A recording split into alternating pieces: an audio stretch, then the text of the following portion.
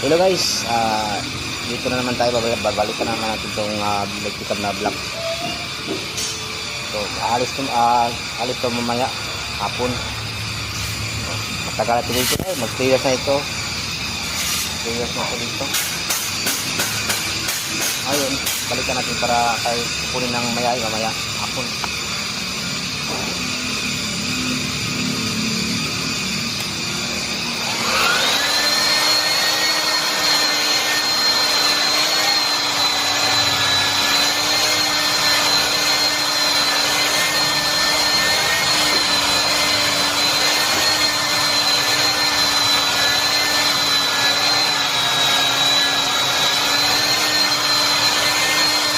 Ito natapos na sa bapping guys, at tinanggalan pa namin ito ng bumper. Wala pang bumper kasi tinanggal namin kay palitan ng bagong radiator.